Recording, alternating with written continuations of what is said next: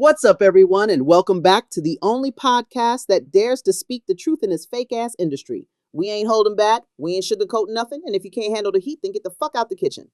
Because today we're diving headfirst into a cesspool of lies, betrayal, and straight up wickedness that's been festering in hip hop for decades. And guess what?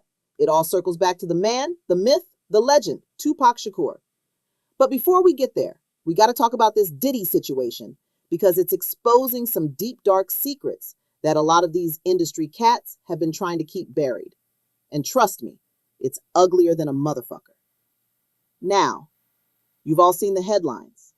Diddy, Mr. Bad Boy himself, is in a world of shit.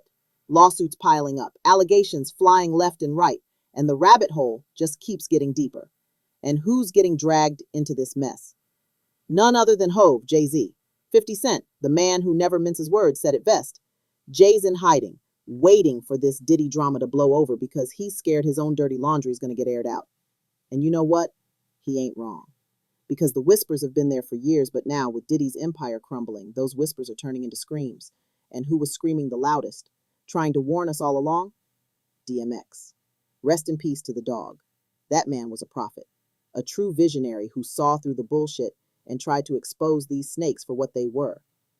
We got these old clips of X going viral, where he's literally trying to tell us about Diddy and Jay-Z's nasty dealings. He said it plain as day. If you want to rap or sing, don't become a part of the game. He even had a song called The Industry that broke it all down. He talked about how Diddy would grape his artists, bending rappers over and taking advantage of their talents and hard work. Now, some soft-ass fans want to say he meant it as a metaphor, like Diddy was ripping them off. But with these new allegations, the possibility of Diddy laying pipes on artists, that shit ain't impossible anymore. It's a grim reality, and X was trying to tell us. He saw the manipulation, the control, the way these executives would make artists sell their souls, lose their originality just for a paycheck. He saw it, he spoke on it, and they tried to silence him. Remember when DMX tried to sign with Bad Boy? Diddy turned him down. But as soon as he heard Def Jam was making an offer, Diddy started begging X to work with him instead. But X, being the realest to ever do it, had already caught wind of the shady shit going down at Bad Boy. He wasn't about to get piped, if you know what I mean. He knew what time it was. He knew these motherfuckers weren't about the art. They were about control, about owning you, about making you jiggy and putting you in suits and making you write lyrics for them and taking all your publishing. That's the game, and X refused to play it on there. Times. He just wanted to make his music and get his money. Simple as that. But these industry vultures, they want you all up under them, going to dinner, doing favors for favors. X wasn't about that life. And that's why they hated him. That's why they tried to break him. But you can't break a dog like X. He was built different. Now, let's talk about Jay-Z and DMX. They came up around the same time, late 90s. And while they might have been cool at some point, things got heated real quick. X always felt like Jay was a shady character, scared of competition, always trying to outshine everyone. And then when Jay-Z became president of Def Jam Records in 2004, X claimed that was the moment everything went to hell. DMX was the face of Def Jam, dropping back-to-back #1 albums. 5 albums in total between 98 and 03. That's consistency. That's respect. But the moment Jay stepped in, X said he tried to throw a wrench in his 6th album, Year of the Dog, meddling with its release, trying to sabotage him. Why? Because Jay-Z, according to X, changed his mind about retirement and was planning a big comeback. And to do that, he needed to clear out any competition. And who was the biggest competition? DMX. Jay-Z, the corporate snake, conveniently made it seem like X was the competitive one, but it was always the other way around.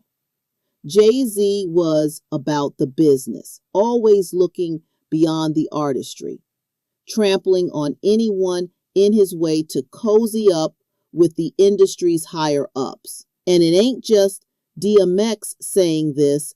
Dame Dash, the co-founder of Rockefeller, said Jay became someone else the moment he started getting close to these top bosses. He even name-dropped Leor Cohen, the former Def Jam president and a close buddy of Jay. Jay-Z called Cohen his mentor.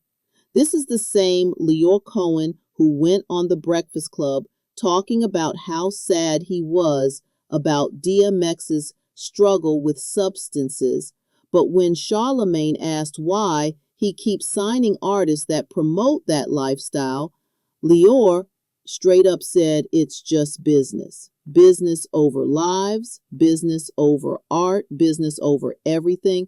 That's the mentality of these motherfuckers. And here's where it gets even crazier and where Tupac comes into play. Word on the streets is that Leor Cohen was the one who influenced Jay-Z to meddle with DMX's album because they didn't see eye to eye. And after X's death, Leor had the audacity to say some disrespectful shit about X at his funeral. He couldn't even be bothered to attend in person, so he sent a recorded message.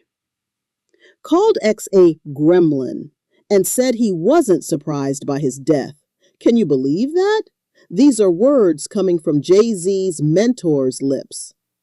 The same man who Jay-Z looked up to, the same man who was allegedly pulling strings behind the scenes. Now, let's connect these dots to Tupac.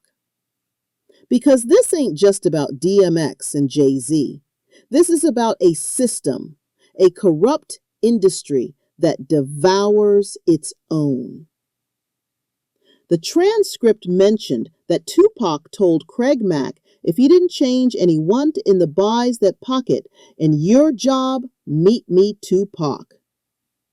And what about Jay-Z in all this? Gene Deal, a former bodyguard for Diddy, recalled an alleged tense situation between Tupac and Jay-Z. He said Jay-Z hid from Tupac in a Las Vegas hotel before a concert. Think about that. The self-proclaimed God MC hiding from Pac. Why? Because Pac was a real one. And Jay-Z was always about the politics, about playing it safe, about cozying up to the powers that be. And there's even talk that Diddy told someone not to put out something, and Jay-Z was keeping it safe. What was it? What were they hiding? The pieces are starting to fit, aren't they? Tupac was 100% an industry asset, but he was also a rebel. He was too real for these fake motherfuckers. He exposed the game, he called out the snakes, and he paid the ultimate price. And now, with Diddy's empire crumbling and Jay-Z's past being scrutinized, the truth about Tupac's death might finally come to light. It ain't just about a street beef. It's about industry manipulation, about powerful figures silencing those who threaten their control. This whole Diddy situation is just the tip of the iceberg. It's exposing the rot that's been festering in hip-hop for decades. The same rot that took down Tupac, the same rot that DMX tried to warn us about. These so-called moguls and mentors are nothing but vultures, preying on young talent, exploiting them, and then discarding them when they're no longer useful. They want to control the narrative, control the artist, control the money, and anyone who stands in their way, they get eliminated. So what's your take on all this, fam? Do you believe there's even more that meets the eye? Are we finally going to get the truth about Tupac's death? Is Jay-Z going to be exposed for his role in all this industry fuckery? Let me know in the comments. Like and subscribe and hit that notification bell because you do not want to miss what we're dropping next. We're going to keep digging, we're going to keep exposing, and we ain't going to stop until the truth comes out. This ain't just